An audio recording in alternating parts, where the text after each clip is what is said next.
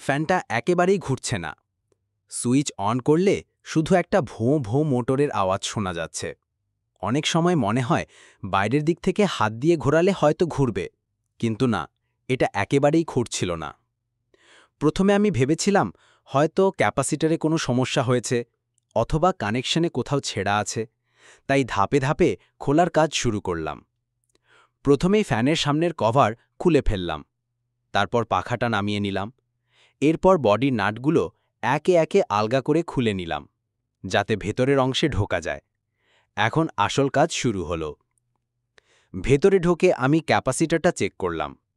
দেখি ক্যাপাসিটর একেবারেই ভালো অবস্থায় আছে। এরপর তারের কানেকশনগুলো দেখলাম, সেগুলোও ঠিকঠাক আছে। কোনো ঢিলে কানেকশন বা পুড়ে যাওয়া জায়গা নেই, তাহলে সমস্যা অন্য কোথাও। তখন আমি সিদ্ধান্ত নিলাম পুরো কানেকশন কেটে আলাদা করে রাখব। এতে খুলতে সুবিধা হবে এবং আবার জোড়া লাগানোর সময় ভুল হওয়ার সুযোগও কমে যাবে। এবার আমি মোটরটা খুলে ফেললাম। খুলতে খুলতে একে একে সব পেঁচ বা স্ক্রু আলগা করলাম। তারপর কোয়েলটা দেখলাম। কোয়েল একেবারেই ভালো অবস্থায় আছে, কোনো দাগ বা পুড়ে যাওয়া নেই। এরপর বোস বা বুশিং চেক করলাম, সেগুলো ঠিক আছে। কিন্তু ভেতরে ভালোভাবে লক্ষ্য করতেই দেখি আসল সমস্যাটা অন্য জায়গায়। মোটরের সেফ ব্রাশ পুরোপুরি জ্যাম হয়ে আছে। ব্রাশ জ্যাম হয়ে গেলে মোটর ঘুরতেই পারে না, তখন শুধু আওয়াজ হয় কিন্তু পাখা ঘোরে না। তখন আমি কাজ শুরু করলাম ব্রাশ নিয়ে। সেফ ব্রাশটা খুলে নিলাম, তারপর সেটাকে ভালোভাবে পরিষ্কার করলাম। ময়লা, ধুলো আর জমে থাকা অংশ তুলে দিলাম। পরিষ্কারের পর একটু মোবিল লাগিয়ে দিলাম, যাতে ব্রাশটা আবার আটকে না যায় এবং মসৃণভাবে চলতে পারে। সবকিছু ঠিকঠাক করার পর আবার মোটরটাকে জোড়া লাগানো শুরু করলাম।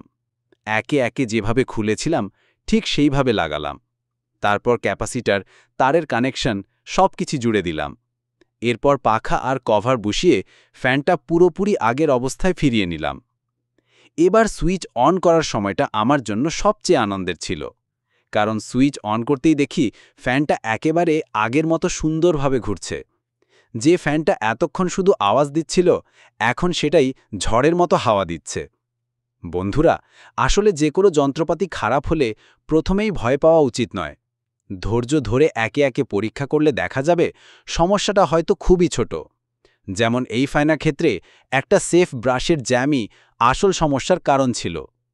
তাই বলবো, যন্ত্রপাতি মেরামতের সময় ধাপে ধাপে কাজ করুন, সঠিকভাবে খুলুন আর সঠিকভাবে লাগান। তাহলেই অনেক সময় টেকনিশিয়ান ডাকার দরকার পড়বে না, নিজেরাই কাজটা করতে পারবেন।